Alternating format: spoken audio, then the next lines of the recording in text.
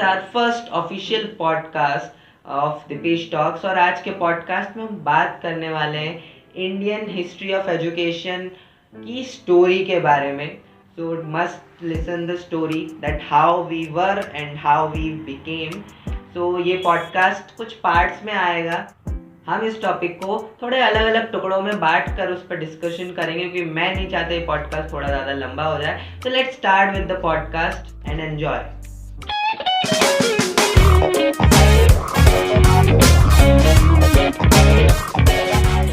तो एक कहानी है हजारों साल पुरानी सी और आज के कल्चर से बिल्कुल बेगानी सी. चलो तुमको ले चले उस पुराने टाइम में जहाँ की कहानियां हैं थोड़ी इंटरेस्टिंग सी. टाइम नहीं बनी ना, चलो पॉडकास्ट पे जाते हैं. तो स्टोरी स्टार्ट होती है आज से कुछ सैकड़ों या मिनिमम 1-2 हज़ार साल पुरानी, जब इंडिया में इंडियन रूलर्स ही राज करते थे और इन्वेडर्स का राज नहीं था. इंडिया की जीडीपी थी पिक पर. इंडिया की जीडीपी दुनिया की पीक पे थी, यानी दुनिया की जितनी सिविलाइजेशंस थी इंडिया की जीडीपी के आमने सामने कुछ नहीं थी. तो उसका राज क्या था उस टाइम का? उस चीज का राज था हमारे देश की एजुकेशन सिस्टम और ज्ञान, नॉलेज, एंड जो भी था सब नॉलेज से ही था. सो उस टाइम की एजुकेशन आज की एजुकेशन से बिल्कुल अलग थी. कैसे? उस टाइम पर गुरुकुल होते थे, आश्रम होते थे और बच्चों को जिनको पढ़ाई करनी होती थी वो अपना घर छोड़कर कुछ सालों तक आश्रम में रहते थे. जैसे आजकल लोग हॉस्टल में डाल देते हैं बच्चों को, जबकि उल्टा असर होता है. बट ठीक, तो आपने अगर कहीं पर सुना हो कि ऐसा कहते हैं जिस गांव में मंदिर नहीं होता वो गांव सभ्य नहीं होता, और somewhat like this. So what does it mean? क्या इसका रिलेशन भगवान से है? भगवान से है, एंड उसका रिलेशन साथ ही साथ ज्ञान से भी है. सो पहले के टाइम में जब छोटे छोटे गांव होते थे, छोटे छोटे कस्बे होते थे जहाँ पर आप गुरुकुल नहीं खोल सकते, गुरुकुल बहुत दूर होते थे, तो वहां पर एजुकेशन मंदिरों में दी जाती थी. बच्चे मंदिर में जाते थे पढ़ाई करने, तो वहाँ का एक तो you get peaceful and divine environment, और उसके साथ साथ आपको मिल जाता था नॉलेज सारा जो वहीं पर सेफ रहता था. सारे टीचर्स वहीं पर रहते थे, उनको खाना वगैरह जो भी उनका खर्चा आता था महीने भर का, वो भी सब राजा की तरफ से, मुखिया की तरफ से आता था, क्योंकि मंदिर की जिम्मेदारी उन्हीं की होती थी. तो गांव के मंदिरों में बच्चों को पढ़ाया जाता था. ऐसे ही गांव के मंदिर छोटे लेवल पे होते थे, ऐसे ही उनसे बड़े लेवल पे उनके बड़े मंदिर होते थे, और भी सिस्टम बना हुआ था उस टाइम पर एजुकेशन के लिए. तो ऐसे ही बच्चे छोटे छोटे लेवल्स चढ़ के हायर एजुकेशन प्राप्त कर सकते थे. So where is the problem? There is no problem. उस टाइम पर एजुकेशन लेने के लिए स्टूडेंट्स का केवल काबिल होना ही काफी था. अगर आपको एजुकेशन चाहिए उस टाइम पे, अगर आप कैपेबल हैं तो आपको मिलेगी उस time. No fees, no racism. कितनी खुशी की बात है. तो आज जैसे आईआईटी, एनआईटी और एम्स जैसे बड़े बड़े इंस्टीट्यूट होते हैं जो इनके लिए आपको एग्जाम्स लिख के पढ़ाई कर करके उनमें जाना पड़ता है, और उसके बाद भी कई लोग जॉब्स ही करते हैं.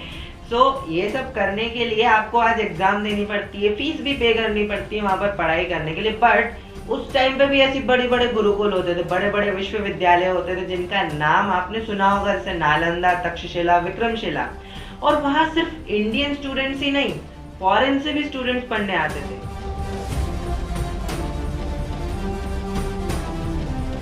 और जैसे आज आप जेईई की एग्जाम देते हैं ना आईआईटी में जाने के लिए, जब भी टेस्ट होते थे वो टेस्ट होते थे उस गुरुकुल के गेट पे. वहां पर ही कुछ टीचर्स बैठ जाते थे और जो स्टूडेंट्स आते थे उनसे सवाल पूछते थे, और अगर वो स्टूडेंट जवाब सही देता था और वो टेस्ट पास कर लेता था तो उसको डायरेक्ट एंट्री मिल जाती थी. तो यहाँ पर इंडियन स्टूडेंट्स के साथ साथ फॉरेन स्टूडेंट्स भी आते थे. जैसे आपने हियन और टीसेंग, अबे जल्दी बोल, कल सुबह पनवेल निकलना है. ह्यूएन टीसेंग का नाम तो आपने सुना ही होगा, प्रोनाउंसिएशन देख लेना.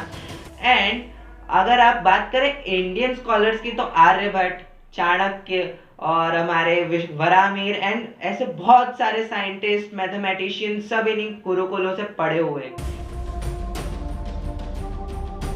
सबके इंटेलेक्ट लेवल हम इनके कामों पर रिसर्च करके पता कर सकते हैं कि उस टाइम पर हमारे देश में एजुकेशन का लेवल क्या था. और अगर कोई स्टूडेंट चाहे तो बाद में उसी गुरुकुल में शिक्षक बनकर दूसरे बच्चों को पढ़ा भी सकता है। तो इंटरेस्टिंग ना। तो वेयर इज द प्रॉब्लम? तो जैसे कि तुम लोगों को पता है, अगर कहीं पर हीरा चमकता है तो चोरों की आंखों में रोशनी तो आती ही है, चमक ही पड़ती है ना। अब तो ऐसे ही इंडिया में जब इन्वेडर्स की नजर पड़ी, पहले तो राजा आए, शासन बदले, इंडिया बहुत टूटा, बहुत बार एकजुट हुआ, फिर टूटा, फिर एकजुट हुआ एंड फिर टूटा, एंड फाइनली जब इन्वेडर्स की नजर इंडिया पर पड़ी, यानी इंडिया पर पहले से थी, now they got a chance, तो जैसे ही उनने हमला करना शुरू किया, but they got to realise कि हमारी स्ट्रेंथ, हमारी प्राइड, हमारी नॉलेज दोनों चीजों में है।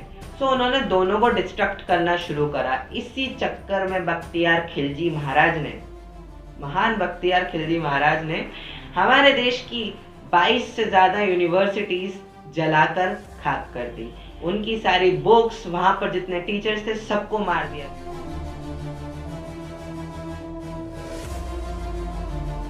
हाँ, कुछ टीचर्स अपनी जान और कुछ किताबें बचाकर भागने में सफल जरूर हुए, बट वो भी उतने बड़े एविडेंसेस नहीं है कि हमारे पास उस टाइम पर कितनी और किस लेवल की नॉलेज थी। और पता है, ऐसा बोला जाता है कि जो नालंदा यूनिवर्सिटी थी हमारी, उसमें 3 मुख्य पुस्तकालय थे, जिनमें से एक 11 मंजिल और बाकी 2 9 मंजिल के थे, और सारे के सारे बुक्स से Housefull.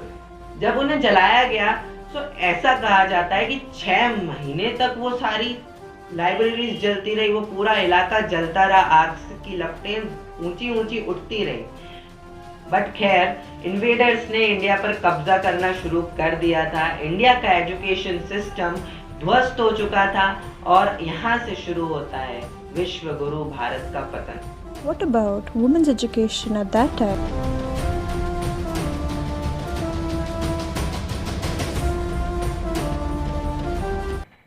So this is our first official podcast।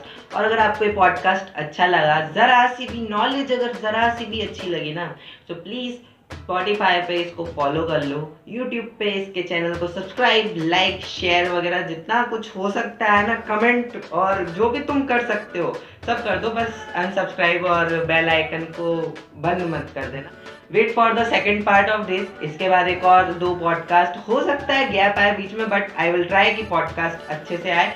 And follow me on the Instagram @dpeshtalks, DIPESH and talks without space, कुछ मार्क नहीं है, बस पॉडकास्ट का नाम डाल दो बिना स्पेस के, ठीक है। एंड मैं मिलता हूँ तुमको अगले पॉडकास्ट में।